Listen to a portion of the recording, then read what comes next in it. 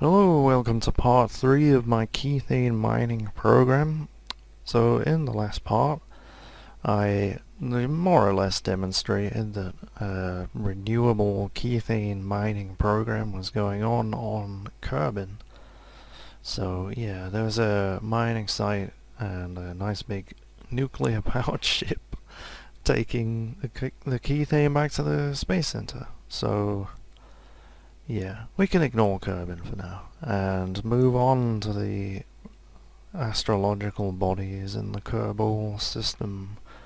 So yeah, we'll start with the moon. That's the obvious choice, especially since I have this probe here which has not used any of its fuel. Yeah, one of the pointless probes that I launched in the first part, before I learned that they don't actually work unless you're flying them. And so yeah, just couldn't really get a decent encounter, so I just pushed the orbit out to intersect the moon's orbit. And obviously this is at 4 times acceleration. And yeah, use a good portion of its fuel. Still has some left to get captured by the moon.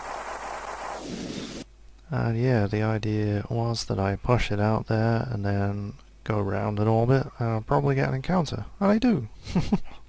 Because that's how easy it is to get to the moon. I mean, you know, once you've done all the sort of initial learning how to play the game and struggling to get into orbit and stuff, it's a piece of cake getting to the moon, really. So easy. So yeah, just doing, well, I'd used MechJeb to get like a fine-tuned close approach, and it just did it wrong. Or at least, yeah, I mean, it didn't really get me down low enough. It's always wrong. And then I just stayed on this view and fast forwarded. I was just like, yeah, here's the moon. And once I actually got in its sphere of influence, that close approach actually changed. The periaps changed. So I just really thought that I was going to crash into the moon here because, you know, I came down to extraordinarily low altitude. Yep, so just getting captured, getting into a stable orbit. And yeah, run out of fuel when I'm not exactly on a circular orbit, but that's fine. It's just going to be there detecting Kethane. And I just happened to get a nicely inclined orbit there as well. I mean, that is what you want. I mean, not usually, but yeah, when you're trying to detect Kethane, or anything on the ground really, that's what you want. So yeah, I did find a nice deposit near the equator, which is obviously ideal for transfers from Kerbin. And so I moved on to building a station in low Kerbin orbit. And this will be a station, as it says right there, Kerbin Kethane Conversion Station.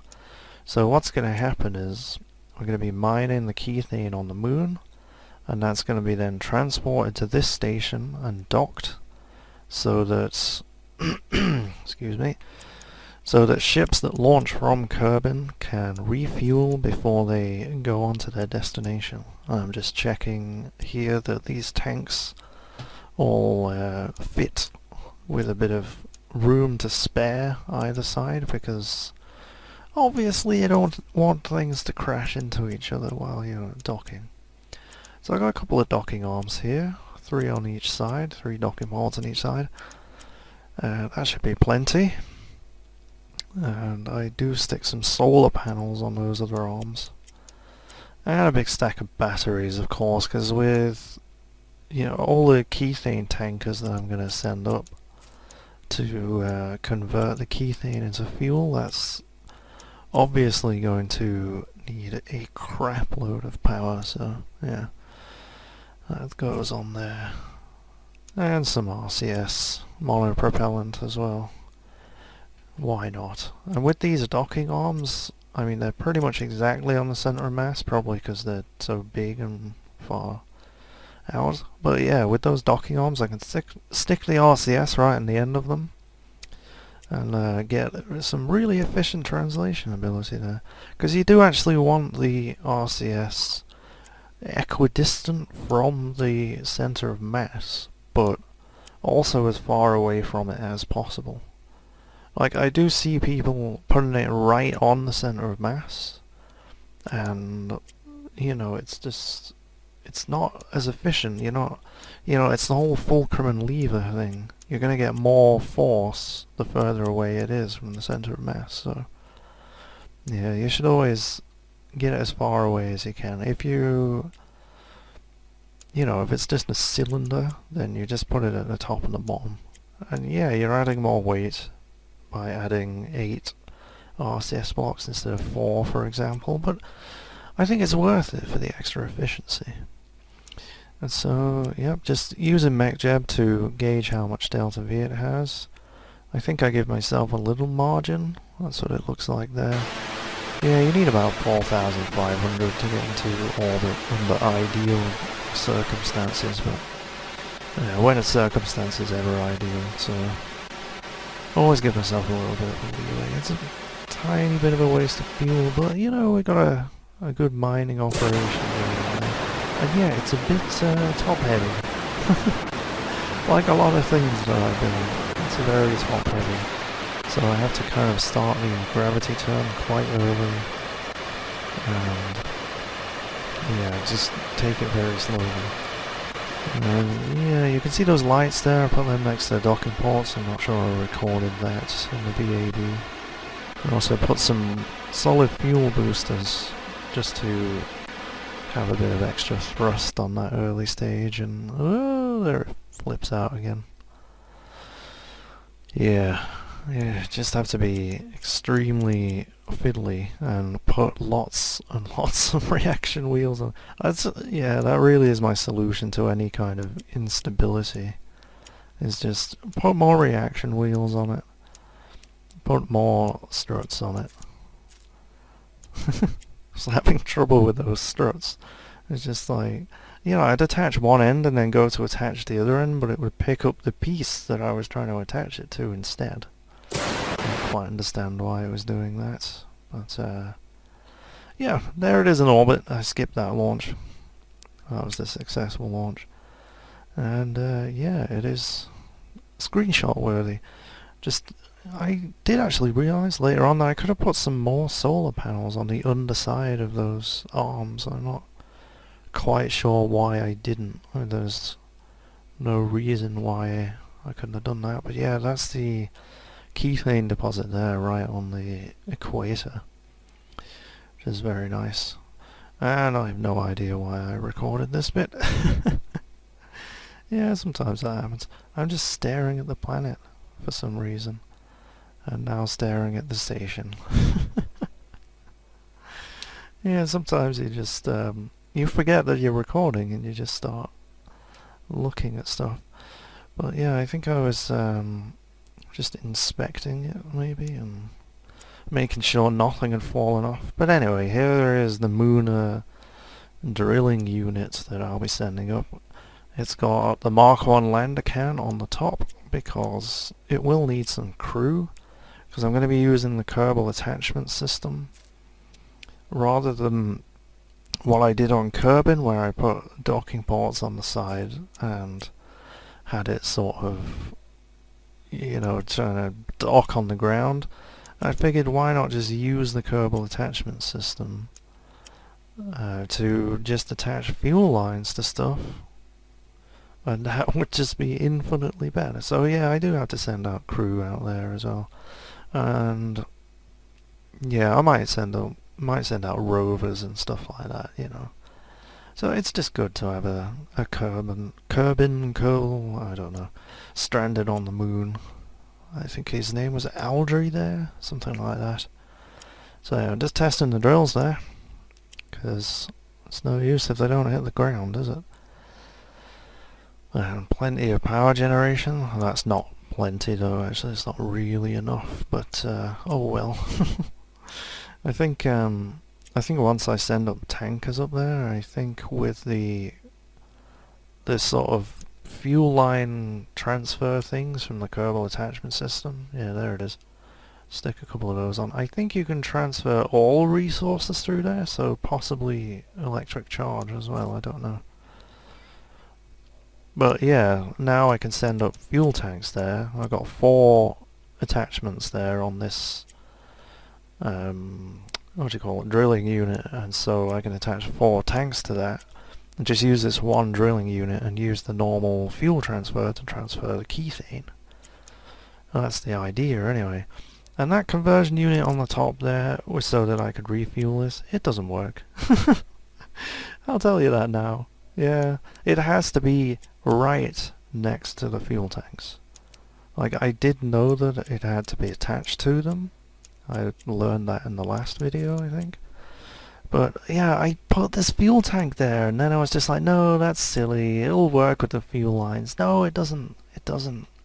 If I'd left that fuel tank there, then I could have used the converter and filled that and then transferred the fuel down. But yeah, hindsight, always 2020. So put some landing lights on, always useful. I usually forget, but I remembered this time. So sticking some batteries on. Mech jab getting in the way as usual. So how much Delta V does that have? About 1700. Yeah, it would have been nicer if I'd not had that converter unit on the top. I mean, it's not very heavy. It's about 0.7 tons. But yeah, I would have gotten a little bit of extra Delta V without that. Yeah, it really is the major hurdle with the Kethane mod, is those converter units having to be on a fuel tank. Because if it weren't for that, I mean, it would be infinitely more useful. But yeah, it does kind of restrict the kind of designs that you can do. Right, so finishing touches, getting that launch stage on, doesn't need that much. It's only about 30 tons. So there's Aldry there, just not looking too impressed. He's just concentrating on letting me doing all the flying. So yeah, I think this is one of the few things that I've built that doesn't want to tip over and spin around like a crazy thing. It's actually not that top heavy. It's relatively balanced, which is quite nice. And yeah, I blame the Ferrum Aerospace mod for that, because, I mean, with all this thrust, that is a skipper engine there, so 750 kilonewtons of thrust going in a straight line behind it. Yeah, gravity is still sort of flipping them over, or maybe air resistance. Oh, I don't know. Yeah, I don't pretend to understand the physics, really. I just fly things. Okay. So yeah, just getting up to apoaps. It's okay to use physics warp on such a small craft. Well, more or less okay. As long as you're not thrusting. I wouldn't thrust while you're using it. Look at Aldry's head there, just wobbling around. Oh god! I want to go back! I want to get off the ride! The ride never ends. Yeah, EVA inspection of the ship.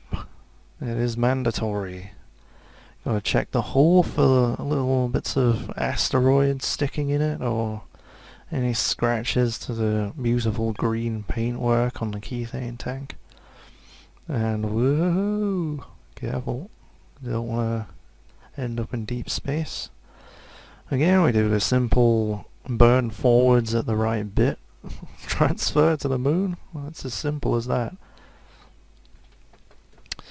And yeah, just get the parry-ups down to a sensible level. I think I started this burn too early as well, because I figured, well, there was only a bit of fuel left in this launch stage, so I figured the nuclear engines would take a bit longer. So I did start burning quite early there. And I didn't go through the atmosphere. You can see I'm sort of burning down towards the planet. So it wasn't that bad, but I did kind of cock up the transfer and make it extremely inefficient. You can see there I went miles past the moon, and I used a mech jeb to try and get a close approach from that, and yeah, this is the one that it cocked up. I said it cocked it up before. This is just silly. It just, instead of getting a close approach of, what did I put there, 20 kilometers is that? Sorry, my little preview window is not exactly very small, but yeah, you can see rather than a nice low periaps, it just decided to crash me into the moon, which is not what I wanted at all.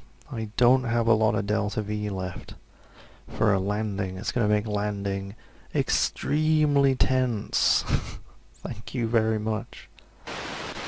But yeah, I messed up these corrections here anyway. I should have been burning side reel, whatever you call it, sideways basically, but I was being foolish and burning retrograde or something, I don't know. So yes, just again setting up mech jeb to circularize at the periaps, although I obviously do not have enough fuel for that, you can see that. But yeah, I cancelled it and just got in a stable orbit. That's all we need for now. So use the landing guidance to aim for that Kethane deposit, and yeah, I didn't really let mech jeb do this because it was just doing weird stuff. Like it just went on a full orbit like that, and then just like it looked like it was trying to switch to a retrograde orbit. I mean, look what it's doing here. I was just sat there like, mech jeb, what are you doing? Like, I have no idea what I was doing there. So yeah, quick load, set up my own little maneuver. And yeah, I did it wrong as well. Like, I just pulled my orbit down so that it was landing right on top of it. I kind of forgot that the moon rotates. I mean, it's fairly easy to forget because it is tidally locked.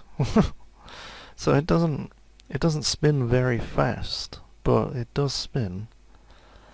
And yeah, so that just was not at all a landing. I ended up coming down a good few hundred degrees to the west or something.